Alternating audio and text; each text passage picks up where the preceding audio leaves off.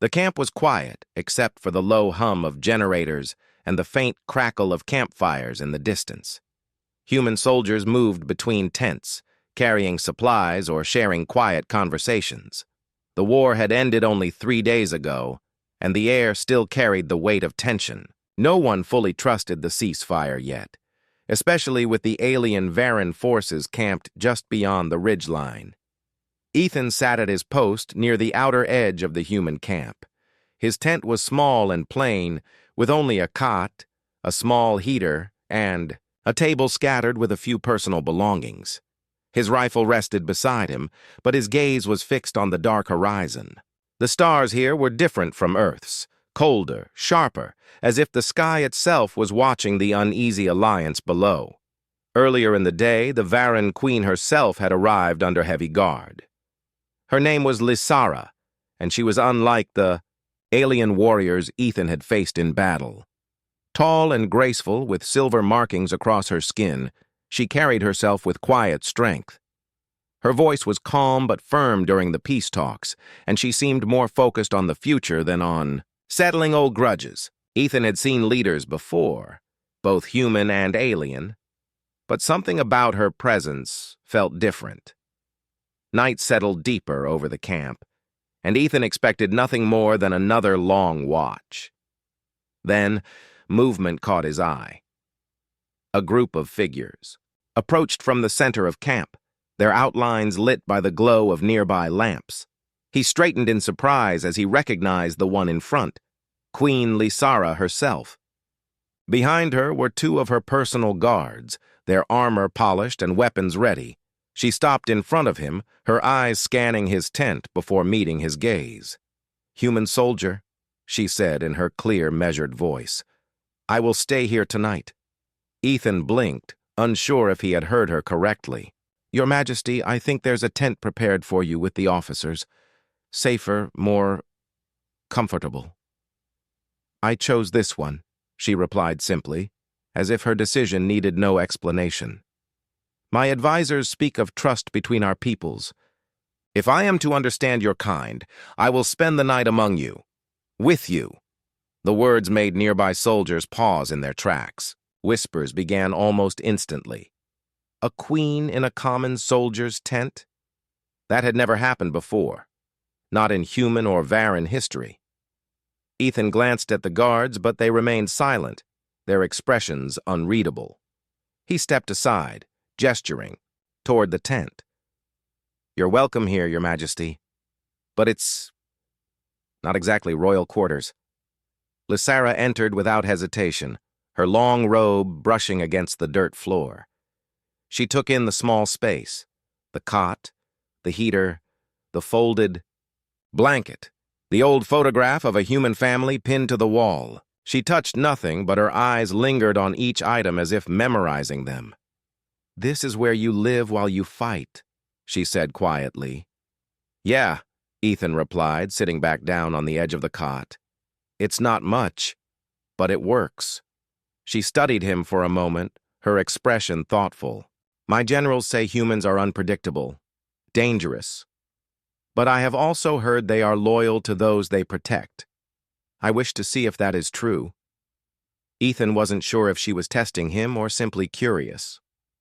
"Well," he said with a faint smile, "you'll probably find we're a mix of both." Outside, the camp settled into late-night stillness. Distant voices faded, replaced by the steady hum of the heater and the faint rustle of the tent fabric in the wind. Inside, the space felt strangely calm, though Ethan was still trying to process the fact that the alien queen had chosen his tent, out of all the ones in camp.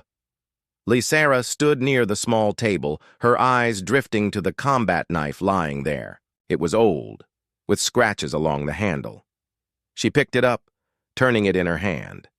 "This has seen many battles," she said. "It belonged to my father," Ethan replied. "He served before me. I carry it as a reminder." She nodded slowly, setting the knife back down. "We also carry tokens from those who came before us. But in my world, they are often weapons of power, not symbols of memory." For a while they spoke of their worlds, how humans valued personal mementos, how Varens saw strength as the path to peace. Ethan listened as she described the endless struggles her empire had faced, and she listened as he spoke of Earth's determination to survive despite all odds. At one point, Ethan offered her a seat on the cot. She accepted, folding her hands neatly in her lap.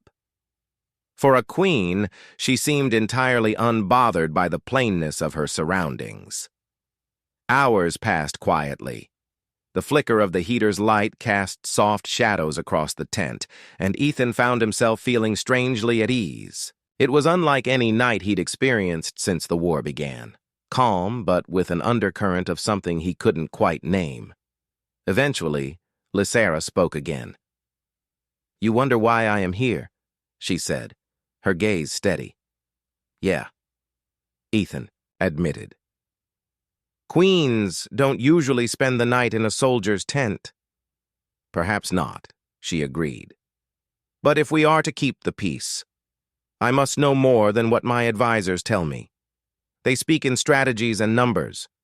I wish to see the heart behind the human soldier. The kind of heart that fights not just for orders, but for reasons." Ethan didn't answer right away. Outside, the wind shifted, and somewhere in the distance a watchtower light swept across the camp. He finally met her gaze. "Maybe you'll find that we're not so different, you and me." Lysera's lips curved slightly. Whether in agreement or amusement, Ethan couldn't tell. But for the rest of the night, there was no more talk of politics or war.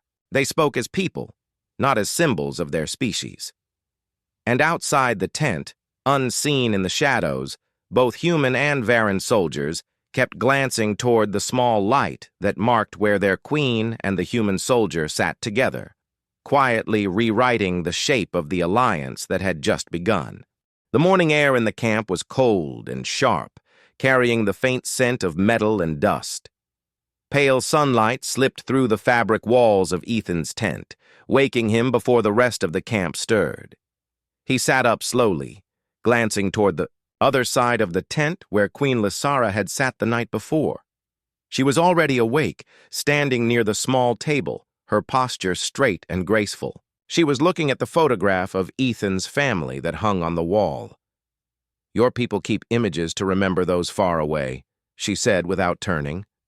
"Yeah," Ethan replied, rubbing his eyes. "My sister sent me that before the war started. It's a reminder of home." Lysera touched the edge of the photograph carefully, as though it might break. "In my world, we remember with stories, but stories can change with time. An image." She paused. "An image does not lie." Ethan stood, pulling on his jacket. "Sometimes it's the only thing that keeps you going." Their conversation was interrupted by voices outside. Two human officers approached, clearly uneasy. They stopped at the tent's entrance but did not enter. "Soldier," one of them said sharply, "the queen is requested in the command tent, immediately." Lysera turned, her expression calm but unreadable. "Tell them I will come when I am ready." The officers exchanged a nervous glance but did not argue. They stepped back, whispering to each other as they left. Ethan could already guess the topic of those whispers. Every officer in camp was probably wondering why the alien queen had chosen to spend the night in a soldier's tent instead of in the secure quarters prepared for her. Once the voices faded, Lysera faced Ethan. "Your leaders wish to question me.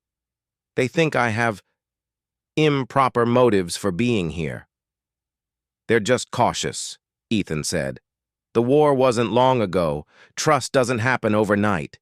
She tilted her head. "And yet I chose to trust you overnight." Ethan didn't know how to answer that, so he simply began packing away a few items from the table. Lysera watched him for a moment before stepping closer. "Do you know why I came here?" she asked. "You said it was to understand humans," Ethan replied. "It is more than that," she said quietly. "My empire is full of voices telling me what to do. Every choice I make is pulled in 100 directions by politics, tradition, and fear. But in the battle we fought, I saw a human soldier risk his life for one of my people. That soldier was you. Ethan blinked. I didn't even realize. You did not realize because it was not about strategy, she interrupted. It was instinct. That is what I came to see for myself. Before Ethan could respond, a sudden commotion erupted outside, shouting followed by the sharp sound of weapons being drawn. He moved toward the tent flap, but Lysara stopped him with a hand on his arm. Stay low, she said firmly. Ignoring the warning, Ethan stepped outside. Several human and Varan soldiers were clustered near the camp's north side, weapons raised, toward a blur of movement. A small but dangerous alien beast, one of the native predators of the planet, had slipped past the watch perimeter. Its sleek body moved with lightning speed as it darted between tents. Soldiers tried to surround it, but it was too fast. Then Ethan saw it. Lysara's 2 personal guards were down, injured, and the creature was moving straight toward the tent they had just left. Ethan's body reacted before his mind caught up. He grabbed his rifle from beside the door and sprinted forward. The beast lunged, claws outstretched. Ethan fired twice, the sharp cracks echoing across the camp. The creature fell still, its momentum carrying it into the dirt just meters from where Lysara stood. The camp went silent for a moment. Then the noise returned, shouts, orders, and hurried footsteps. Varan medics rushed to the injured guards. While human officers gathered to secure the area, Lysara stepped forward, her eyes fixed on Ethan. You risked yourself again, she said, her voice steady but quieter now. Someone had to stop it, Ethan replied. Besides, it's my job, to keep everyone in this camp safe. Not everyone, she said. You kept me safe. Her words hung in the air. Nearby soldiers, both human and Varan, were already watching the scene with interest. Rumors would spread even faster now. Later, as the camp settled back into order, Lysara remained near Ethan's tent.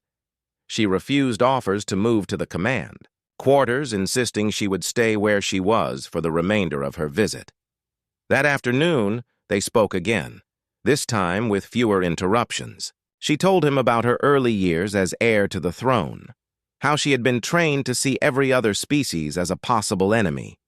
She spoke of the constant pressure to appear unshakable, to never admit fear or doubt.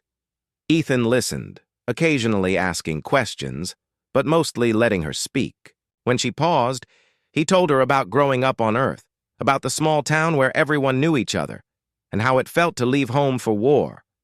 You fight for people you know, Lysara said. We fight for an empire of millions, we will. Never meet. Maybe that's why we see things differently, Ethan replied. But maybe that's also why we can learn from each other. As the sun dipped low in the sky, a faint orange glow touched the edges of the camp. It was almost peaceful, something rare in the shadow of war. Lysara stood and looked toward the horizon. Tonight I will remain here again, she said without hesitation. If my people or yours object, they can speak to me directly. Ethan raised an eyebrow. You know that's going to make the officers very nervous. Good, she said. Let them be nervous. Nervous leaders think more carefully before they act. That night, the camp watched with quiet curiosity as the alien queen once again entered the same small tent at the edge of the perimeter. Some whispered that it was politics, others that it was strategy. But for Ethan and Lysara, it was simply another night to talk without the weight of the council chambers pressing down on them. Neither of them knew it yet, but the choice she made to stay would be remembered long after the war's final records were written. The second night passed more quietly than the first, but not without its share of tension. The camp was awake later than usual, the soldiers' conversations buzzing about the alien queen's decision to stay again in a soldier's tent. Ethan pretended not to notice the curious looks and half-hidden smiles, but he could feel the weight of every glance. Inside the tent, the heater's soft hum filled the silence between him and Queen Lysara. She sat on the edge of the cot, her posture straight, her eyes watching the small flame flicker behind the heater's shield. "You are calm," she said suddenly, "even when the camp is not." "Comes with the job," Ethan replied. "People panic if the guy on watch looks nervous." Lysara tilted her head, studying him. "My people are not used to leaders who speak so plainly. Among the Varen, words are sharpened like weapons. Yours are blunt, but strong." He chuckled. "We're just not that fancy." She allowed the smallest of smiles before her expression returned to its usual calm. "Tell me about your battles," she said. "Not the ones in the reports, but the ones you remember." Ethan leaned back, thinking. Most battles aren't about glory. They're about survival. Holding a line so someone else can get to safety. Covering your friend's back. Sometimes it's about lasting just long enough for the next sunrise. Lysara's eyes softened. "In my empire, the stories are always told as victories or defeats. There is no middle ground." "That's the thing," Ethan said quietly. "Most of the middle ground is where real courage lives." Before Lysara could respond, a shout erupted outside. The tent flap snapped open and a human soldier stumbled. "In, out of breath." "Captain!" the soldier blurted, saluting quickly before realizing who else was in the tent. His eyes went wide, but he continued. North perimeter sensors tripped. Movement in the rocks. Could be nothing. Could be an ambush. Ethan was on his feet instantly. "How far out?" "Less than 100 meters. Our patrol's already. Moving to check." Lysara rose as well. "I will come." "With all due respect, Your Majesty," Ethan said, "this could be dangerous. You should stay here until we know—" "If it is dangerous, then my place is with my soldiers," she interrupted firmly. "And tonight, you are one of them." They stepped out into the cold night, the camp illuminated by scattered lights. The air felt tense, heavy with the possibility of trouble. The north perimeter was a jagged line of rocks and shallow ridges. Good. Cover for anyone trying to sneak in. As they approached, Ethan could see movement among the rocks. The patrol was already spread out, weapons ready. A low clicking sound echoed in the air, familiar, but not from any human or Varen weapon. "Stay low," Ethan murmured to Lysara, guiding her behind a ridge. A shadow darted between rocks, followed by another, then a third. They were not soldiers from either side, but scavengers, armed raiders native to the planet, taking advantage of the fragile peace to strike at whoever was weakest. One of the raiders fired a pulse shot, hitting a rock, near a human soldier. The patrol returned fire. The quiet night exploded into flashes of light and the sharp echoes of energy blasts. Ethan didn't think. He moved. He slid down the ridge, firing short bursts to cover two human soldiers who had been pinned behind. A boulder. Lysara followed, drawing a slender curved weapon from beneath her robe. Its blade shimmered faintly in the dim light. Together they pushed forward, the patrol tightening their formation. The raiders were quick, but they weren't, expecting a coordinated response from humans and Varens working side by side. Within minutes, the attackers retreated into the darkness, vanishing into the jagged hills beyond the perimeter. When the shooting stopped, the patrol began sweeping the area for any remaining threats. Ethan checked on the soldiers. 2 had minor injuries. Nothing life-threatening. Lysara stood beside him, her weapon still in hand. Her breathing was steady, her eyes sharp. "You fight without hesitation," she said. "Comes with the uniform," Ethan replied. "No," she corrected. "It comes from who you are." Her words stayed with him as they returned to the tent.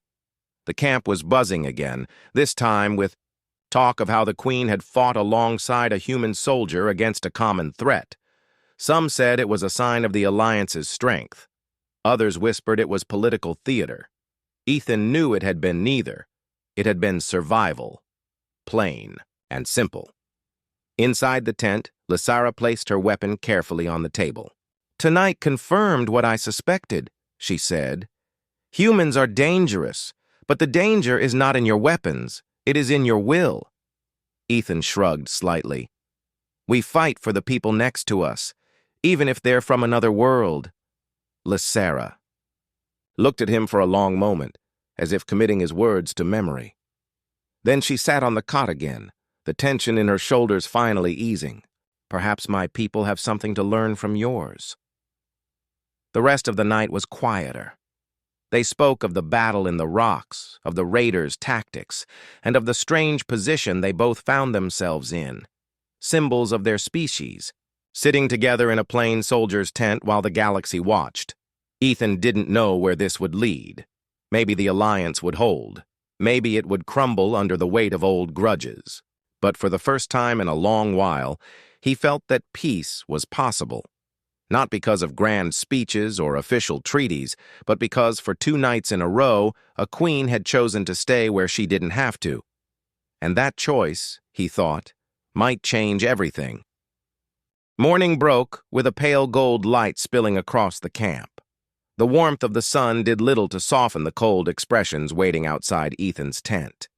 Human officers stood on one side, Varan officials on the other.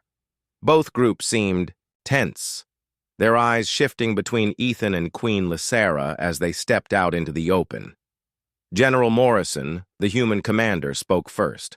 "Soldier, you're needed at the command tent. Now!" His tone was flat, but there was a steel edge behind it. Lysera's own advisor, a tall Varan named Sorvak, stepped forward. "Your Majesty, this arrangement is causing unrest. The Council demands you move to the secured quarters." Lysera didn't flinch. "The Council does not command me, Sorvak. I will decide where I stay." Whispers rippled through both sides. Ethan could feel the tension tightening like a drawn bowstring.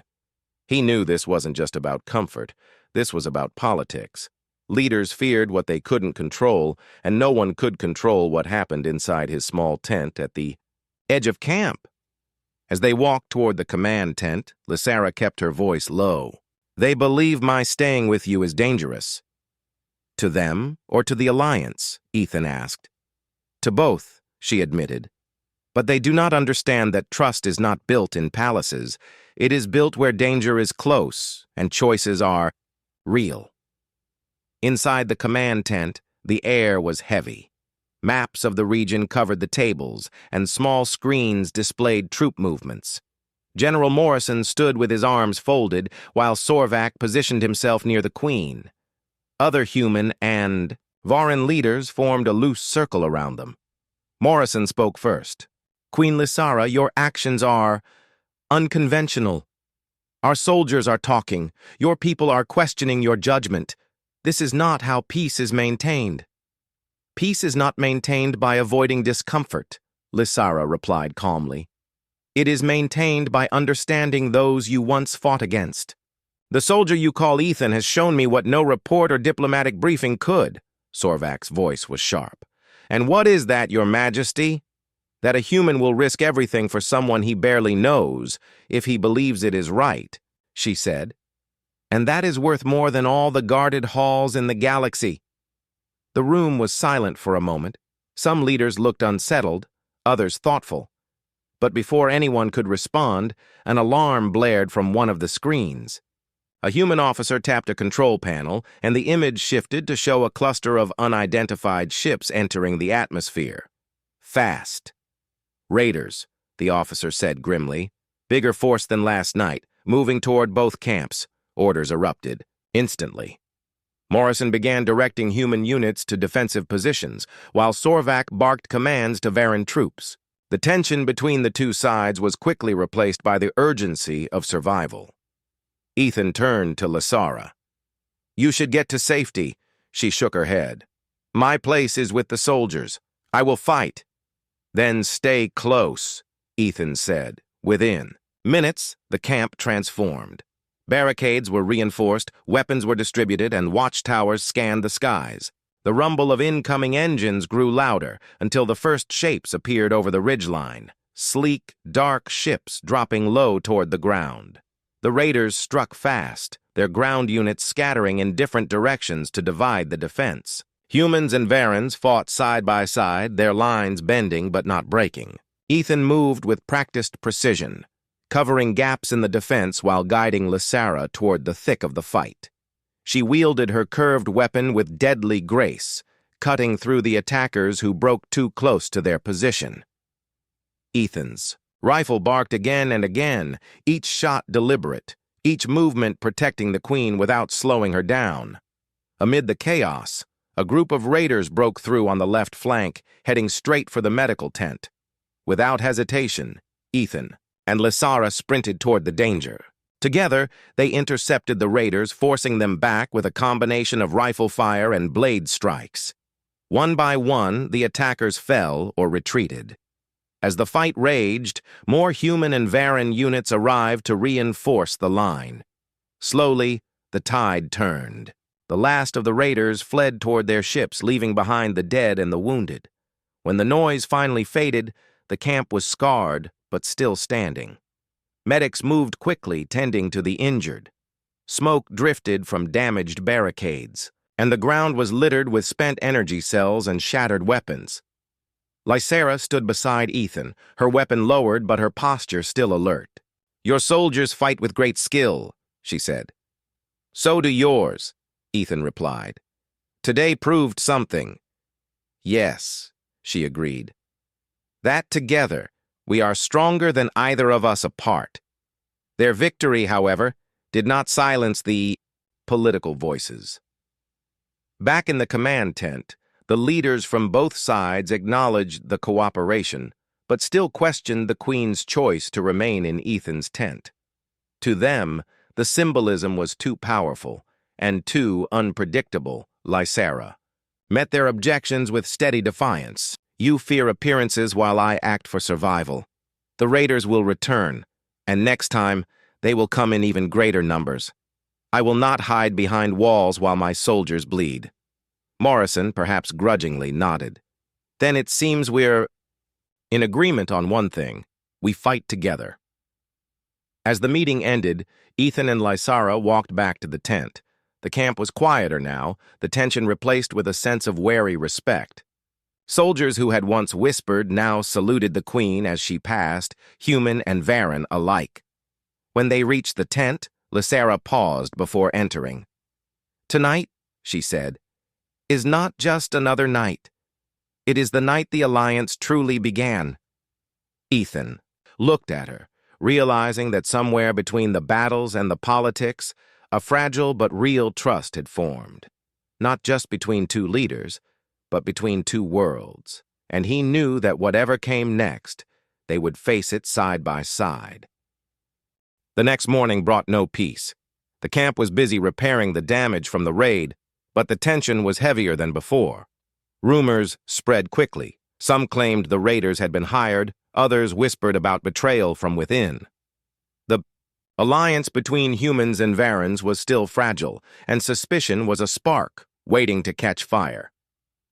Ethan woke early, stepping outside the tent to find a group of soldiers speaking in hushed tones. They stopped when they saw him.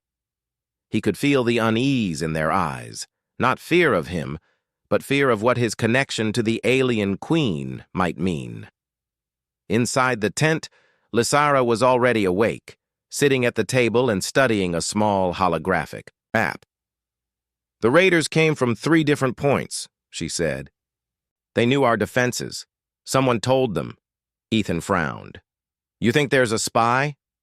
"I think," she replied, "there is someone who wants this alliance to fail." Before Ethan could respond, a messenger arrived from the command tent.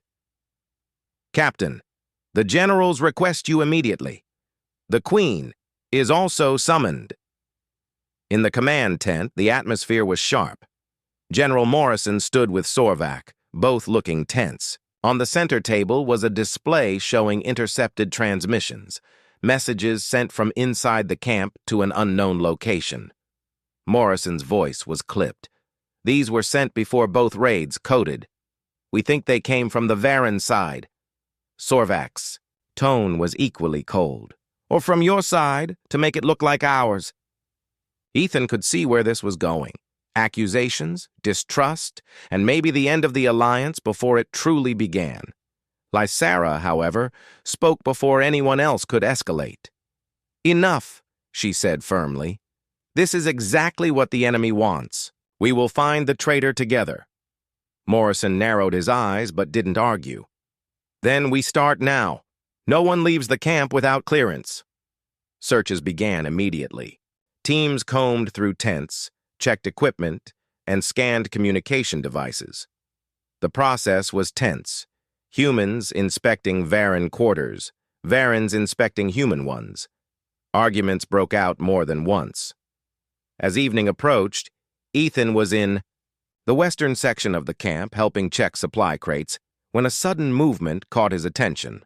A Varren soldier slipped away from the patrol routes, moving quickly toward the perimeter. Ethan followed, staying low.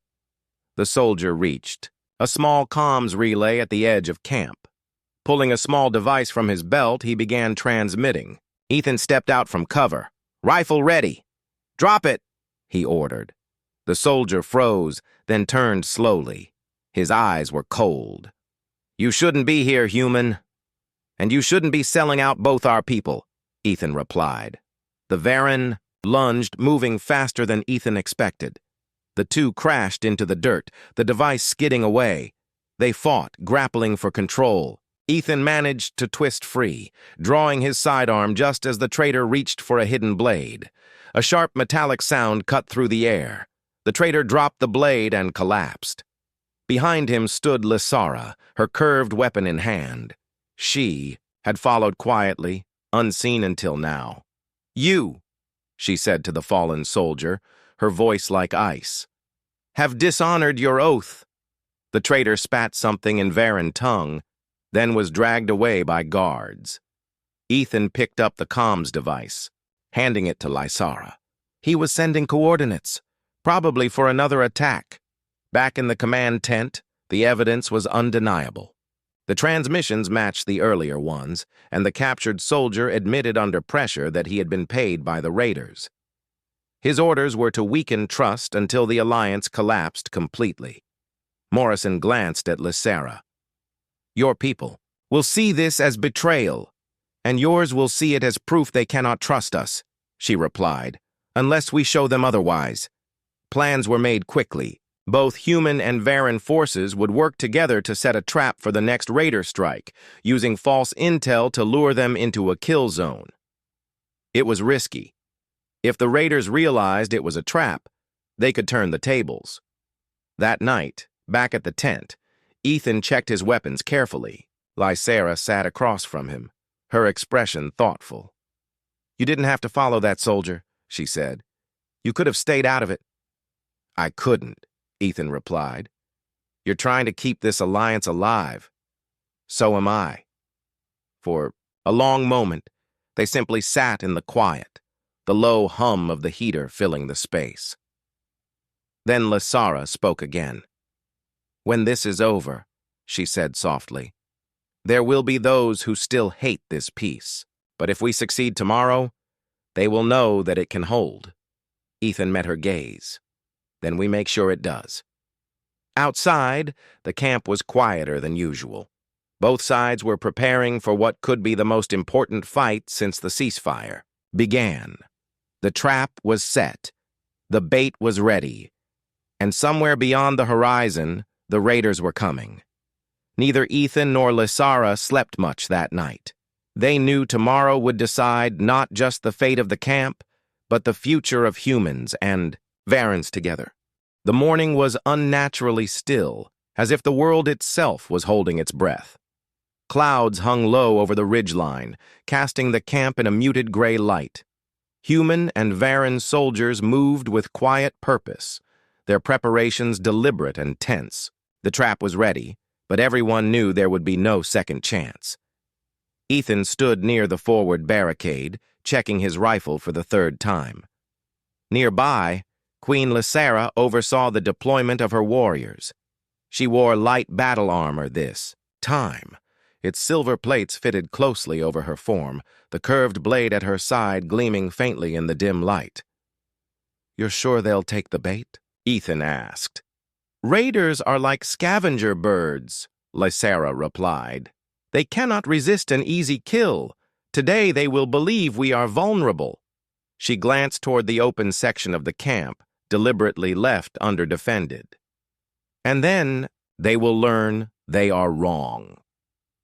At the command tent, General Morrison and Sorvak monitored the scanners. A faint blip appeared on the screen, then another, then a cluster. The raiders were coming fast. 3 ships approaching from the east, their formation tight. Positions, Morrison ordered through the comms. The camp shifted instantly into silent readiness. The open section, filled with fake supply crates, looked deserted. Hidden along the ridge lines and behind camouflaged barriers, human and Varan troops waited. Ethan crouched behind a low wall with Lysera beside him. They could hear the faint thrum of engines growing louder.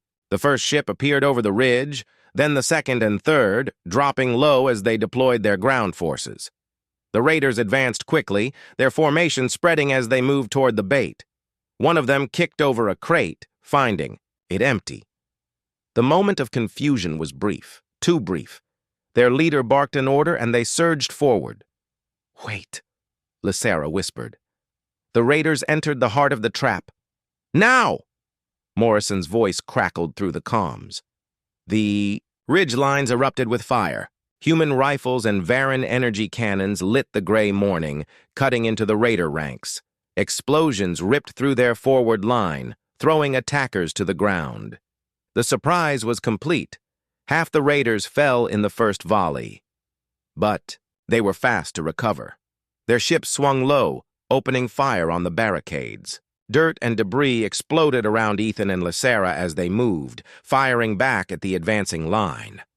One raider ship tried to lift off, but a Varan anti-air battery struck it mid-ascent. It spiraled out of control, crashing in a ball of flame beyond the ridge. Ethan spotted a group of raiders breaking toward the command tent. "They're going for leadership," he shouted. "Then we stop them," Lysera said, already moving. Together they sprinted through the chaos, weaving between bursts of gunfire. The raiders had almost reached the command tent when Ethan slid into cover, firing 3 precise shots that dropped the front attackers. Lysera leapt into the fray, her blade flashing as she cut down 2 more. The rest hesitated, caught between retreating and pressing forward. They chose wrong. Human reinforcements closed in from behind, pinning them in place until they fell. By now, the raider formation was broken. Their ships, under heavy fire, began to retreat. A cheer rose from the defenders as the last enemy craft disappeared beyond the clouds. The battle was over. The camp was scarred. Smoke rose from shattered barricades, and medics worked quickly over the wounded. But the trap had worked perfectly. Not only had they driven the raiders away, they had done it together. In the aftermath, Morrison and Sorvak stood side by side, something that had seemed impossible days ago. "It worked," Morrison said quietly, "because we trusted each other." Lysera stepped forward, her voice carrying over the gathered troops. Today, humans and Varans fought not as rivals, but as one force. We proved that unity is stronger than fear. Let this be the way forward. The soldiers, human and Varan alike, answered, with a cheer that echoed through the camp. Later, as evening fell, Ethan returned to his tent. The heater's hum was familiar, the photograph of his family still pinned to the wall. He was tired, his muscles aching, but for the first time in months, the exhaustion felt lighter. Lysera entered quietly. She was no longer wearing armor, only a simple robe. She looked around the tent as if memorizing it. "This place," she said, "is not fit for a queen, but it is fit for truth." "Truth?" Ethan asked. "Yes," she said. "Truth that peace is not built in halls of power, but in moments like these, sharing space, sharing danger, and standing together when it matters." He nodded. "You're staying again tonight?" "Yes," she said simply. "Until this." Alliance is more than just words on paper. They sat in the quiet for a long time, the camp outside settling into a rare calm. Somewhere in the distance, laughter mixed with the soft murmur of voices, soldiers from two worlds, no longer divided by suspicion. For Ethan, it was strange to think how it had all started, with a queen choosing to stay in his tent for one night. Now it was more than a choice. It was a symbol. And for Lysera, it was the beginning of a story she intended to see through, one where humans and Varens would stand together, not because they had to, but because they wanted to. The night stretched on, peaceful and still. For the first time, Ethan believed the war was truly over.